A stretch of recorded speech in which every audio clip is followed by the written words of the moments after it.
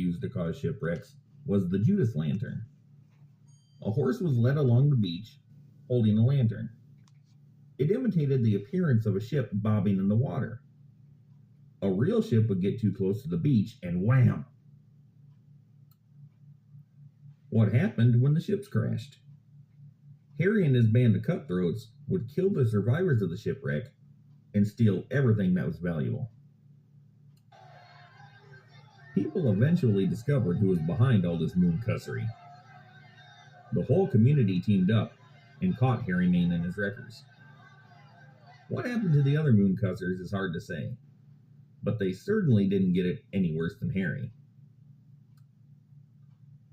The place where Harry had committed his murderous moon-cussing crimes was on a sandbar extending from Plum Island, named Ipswich Bar. It seemed only fitting that this was where he met his final fate. The end for Harry, the beginning of a legend.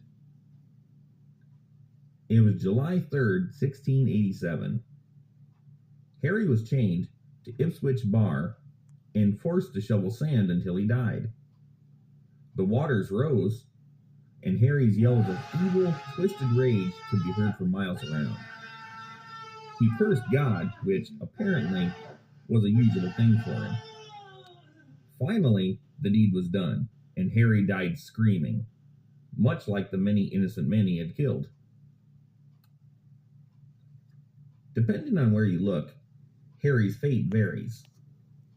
Some sources say he was just staked lying down on Ipswich Bar. Other sources say he was simply hanged. The most persistent story is that he was chained to the bar where he shoveled sand, only for the tide to push it back.